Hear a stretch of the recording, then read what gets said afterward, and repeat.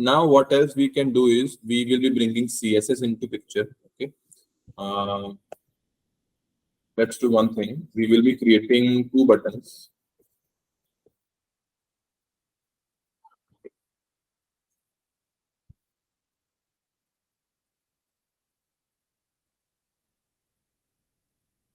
Let's see. Let's create only one button from now. So what we want is we want to increase the size of text of this button. Regular size will remain this always. Okay. Let's say the requirement is that we want to increase or decrease the size of this button. So in that case, or let's say we want to change the color of this button. Okay. So in that case, we will be introducing CSS. Okay. Cascading Style Sheet is its full form. Okay. So there are 2-3 ways to use CSS. One is that we can create a separate CSS file other than HTML, or there is one way where we can use CSS inside HTML also. So if we are creating a separate CSS file, that is called you are using external CSS. Otherwise, if you are writing the CSS code here also inside HTML itself and not utilizing any other CSS file, then it is called inline CSS. We will be seeing both the ways. Okay. So first, let's see what is external CSS. So let's say you want to, let me use one H1 tag also.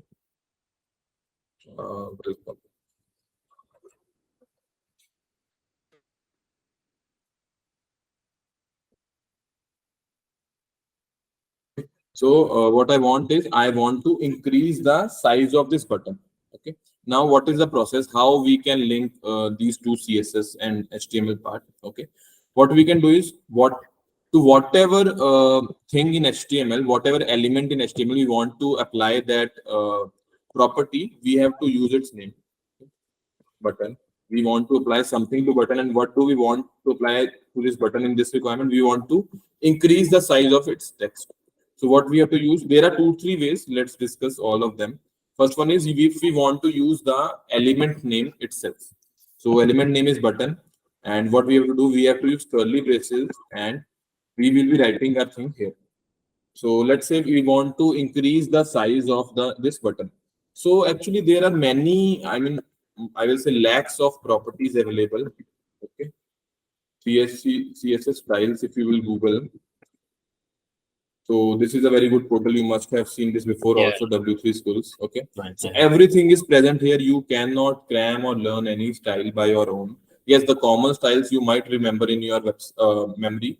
But whatever, let's say you are saying that I want to color my font, okay, using CSS. You will Google it and it will show you the property name, which property you have to use. I usually follow this W3 only.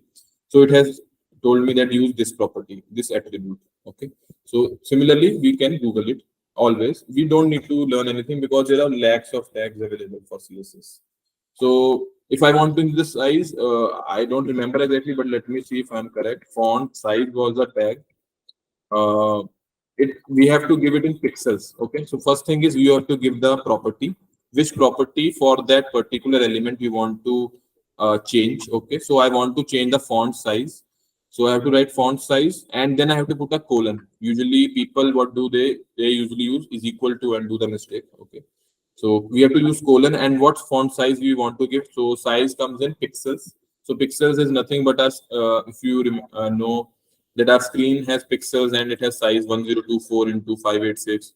So similarly, that is the size of pixels. So let me say I want to give it 30 pixel size. So let's see. Yes. So this is correct. Okay. So font size is a attribute you use for increasing the font anywhere. Okay. Let's say if I want to apply this to button, sorry, H1 tag. So what I will do H1 and curly braces. Again, I want to, let's say, decrease the size. But let's change it to P because H1 is a standard tag. Let's see if it works here first. Font size, let's say I want to increase it to 40%. Okay, it is working, so that's fine. Okay, so according to his earlier size, it has increased now. Okay, so in this way, you can mention the tag name here. Okay, then you can assign them the properties.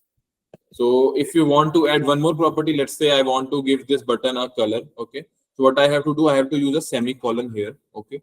And I can write in the same line, or usually the good practice is to move to next line. So you can come here. So font color, let's see if this works. Otherwise, we will Google. It is red. It didn't work. Let's see color if it will work. Yeah, color is working. Okay. So color is the property used to give the color to text. So if you want to give more than one, then you have to use semicolon. Okay. So I hope this is also clear.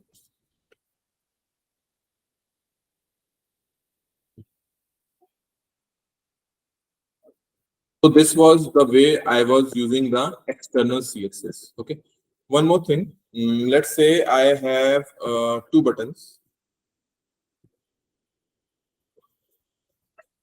and this is the most common use case which you will be encountering in your LWC also.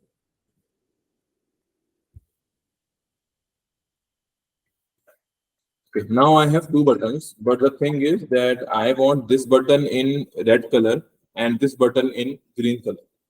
Okay, let's forget H1 as of now.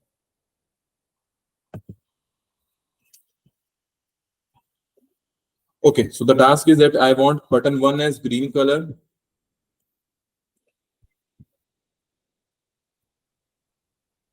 and I want the second this button as red button. But if we will go by what we have learned till now, we are using the tag here itself, button tag, and we are assigning the properties. So that's why both the buttons are red in color here. Okay. But what if we want to distinguish them, we want to give different colors. So we will be introducing something. Okay. So this is called, these are called attributes. Okay. Whatever we will be writing after the tag, but before closing it, this thing, okay, inside here, those will be called attributes for that particular HTML tag. Okay. So first attribute is which we will be seeing is class. Okay. Now what is a class? We are not working on with JavaScript, so we will minimize it. Okay. Instance So what? object, right? Sorry. Instance of object, right? Class means. Okay, that is correct in terms of oops, but here there is no concept like oops in HTML and CSS. Okay, so class attribute is used to distinguish two things here. Okay, there are three things. One is class, second is ID. Okay, we will be seeing both of them. So what we will be doing, class will be used to distinguish both of them. You can say that you are assigning a unique ID to this button. Okay, to be specific, you will be assigning unique ID to this button and you will be assigning unique ID to this button. So let's say I assign it number 1. Okay, and unique ID I will be assigning to button, second button is number 2. Okay, these are now unique identifiers for these two buttons. Okay, not related to oops anywhere. Okay, what you were saying, that we will be saying when we will be touching JavaScript and Apex. Okay. So now, how do we do distinguish two buttons? So in this case, we don't use button. Okay, we won't be using the HTML tag itself. We will be using the classes here, class names here. Okay, and how do we use class name? Using dot operator. Okay, so if we use the tag itself, then we don't need dot. We will be writing the tag itself. But if we are using classes to assign properties, we will be using the dot operator. Dot 1. Okay, let's see. So 1 belongs to whom? The first button. So it is assigning red color to first button. Similarly, we can assign 2 here. And what we'll be doing. So, okay, so clear how we can use classes to uniquely identify each element in HTML. Okay. Second way to identify each element is in HTML is ID. Okay, it is also an attribute. Works similarly to class. So what we have done, ID1 we have given to this button and ID2 we have given to this button. So in case of ID, what we have to do, we have to use this hash operator.